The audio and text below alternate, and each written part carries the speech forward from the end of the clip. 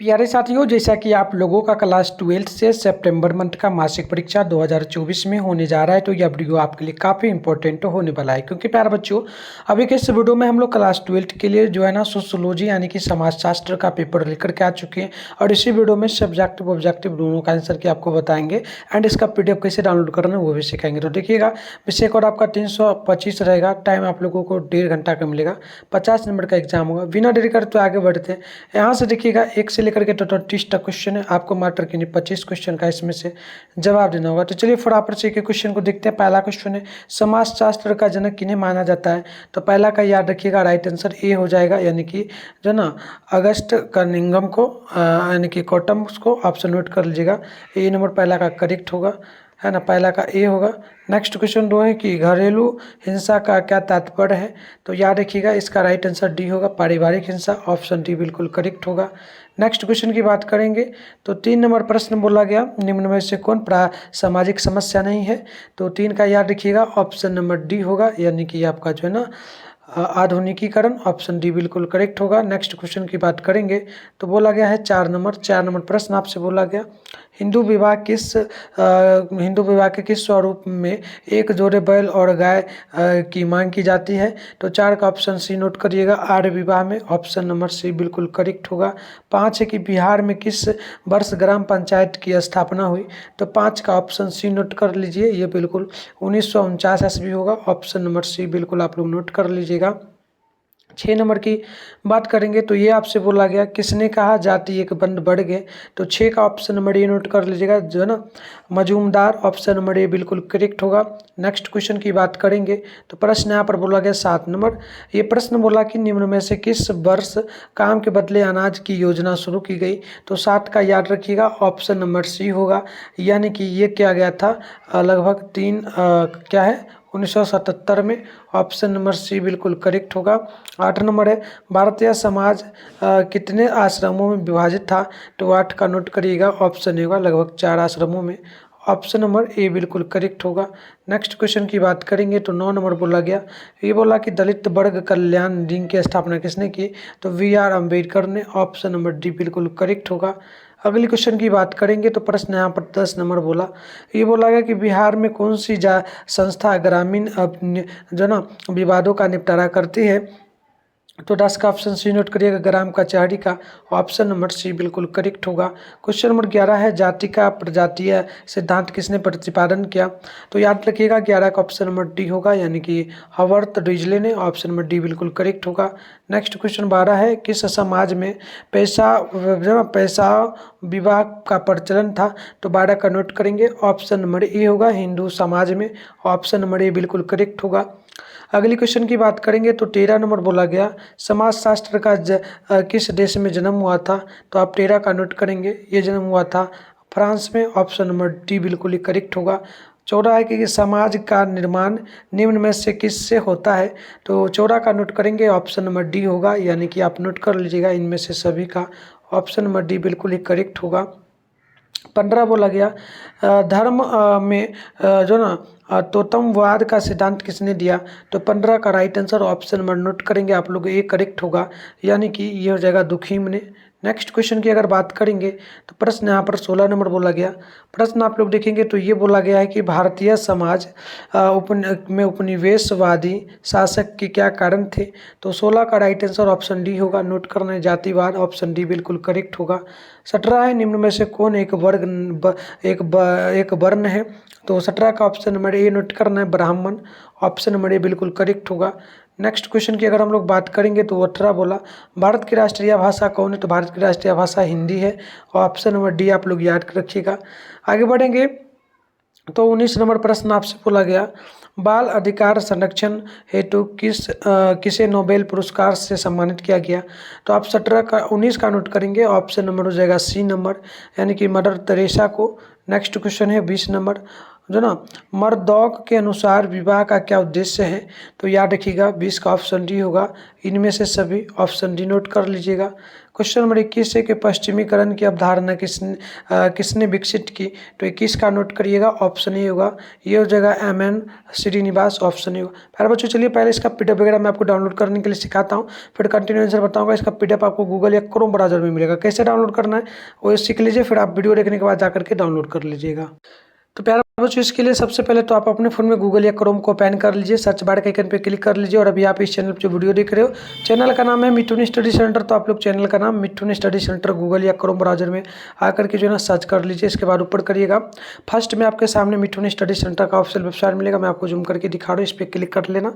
Click करने के बाद आपके सामने इस प्रकार से इंटरफेस ओपन होगा, आराम से स्क्रॉल डाउन आप करेंगे, नीचे आएंगे। नीचे आइएगा तो क्लास जो है ना 12th का सेशन आप लोगों के सामने यहाँ पर देखने को जो है ना मिल जाएगा। एंड यहाँ पर क्लास 12 सितंबर monthly exam subject question paper download 2024, ये जो फर्स्ट में लिखा है इस पर क्लिक करिएगा। क्लिक करने के बाद इस प्रकार से इंटरफेस ओपन होगा, एक बार पेज को रिफ्रेश कर लीजिएगा। इसके बाद आपको नीचे आना है, नीचे आइएगा तो इस प्रकार से इंटरफेस ओपन मिलेगा, आराम से नीचे आना है। यहाँ पर साइंस का सेशन है, यहाँ पर मत क्लिक करना आप लोग कहीं। नीचे आओगे तो ये आर्ट्स का सेशन, आर्ट्स के सेशन में भी इकोनॉमिक्स का पेपर मिल जाएगा, एंड कॉमर्स के भी सेशन में आएंगे तो नीचे है, इसमें भी इकोनॉमिक्स का मिल जाएगा। फिलहाल हम लोग करते हैं आर्ट्स के सेशन से, आपका जो भी हो, कॉमर्स वाले अगर होंगे तो कॉमर्स के सेशन से ही करना। चलो यहाँ पर इकोनॉमिक्स इसके सामने डाउनलोड लिखा है, डाउनलोड पे क्लिक करेंगे, पेज वगैरह को रिफ्रेश कर देना है ताकि जो भी कुछ अपडेट होगा वो आपको दिखेगा। चलिए व्हाट्सएप ग्रुप टेलीग्राम ग्रुप का लिंक मिल जाएगा, इससे ज्वाइन कर लेना। नीचे आओगे यहाँ पर देखना यहाँ पर ऑब्जेक्टिव का आंसर की आपको मिल जाएगा।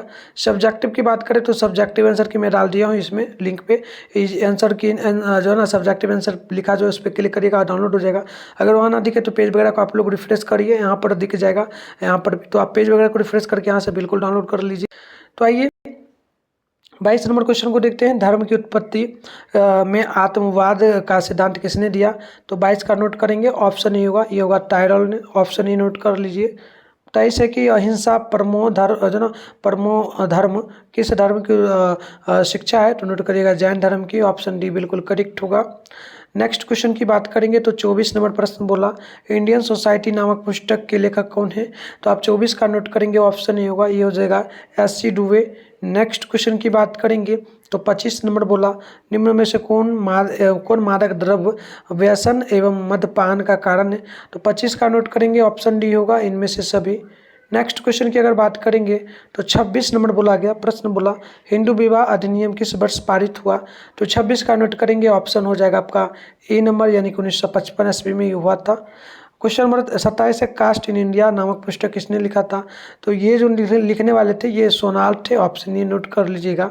आगे बढ़ेंगे तो प्रश्न नंबर 28 बोला गया, भारत के किस राज्य में एड्स के पहले रोगी मिली थी?